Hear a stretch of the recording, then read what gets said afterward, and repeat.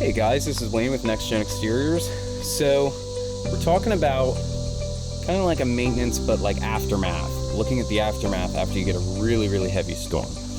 So, whether you have a new roof or old roof, there can be telltale signs that there's something wrong, but they're a little tricky to look for. So, you kind of have to know where to look. So, one of the things we get is to look for water streaks on the outside of your gutters, behind your gutters, like on the soffit. If you see like what looks like water streaks or staining, it could mean your gutters are either full and they need emptied, or it could mean that your shingles don't overhang as much. We had a job years ago. I was out, we got an emergency call. It was like 11 o'clock at night, so we went out with a spotlight, headlamps. She had water pouring down the inside of her walls. Here, when the gutter company put in the gutters, they pushed up way too far, and it pushed the drip edge up at an angle. And then the water was just seeping right back through, running down. She didn't have soffit overhang. It was just flush with the wall. It was just leaking back into her house. I'd never seen it before, but it was not good. So we ended up doing like a kind of like half-assed repair sort of thing to get it. It was late at night, and we couldn't really tear open the roof. It was raining, so we did some to get the water to flow off, not into her house anymore.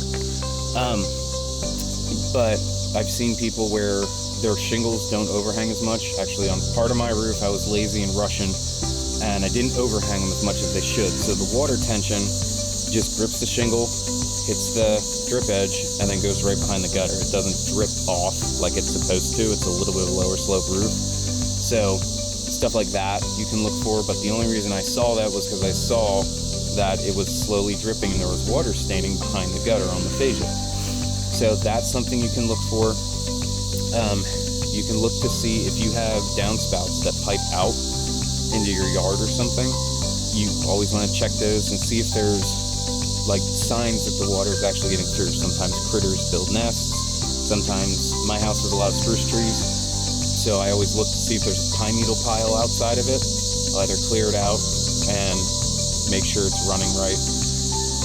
If you get really bad rain a couple months ago now, we had like 5 inches overnight, and we got a lot of leak calls, just dumb little stuff. Somebody had a ridge cap blow off, and they saw it dripping on their ceiling, and when he checked in his attic, he could see daylight through his ridge. Another person had a leak, and they went up and looked in their attic, and they could see signs of something. Here was a nail pop. So you could always poke your head into your attic, see if you see any signs or anything. If you have easy attic access, you can walk around and look, and just walk around outside. If we got a lot of wind, you could see stuff flared up.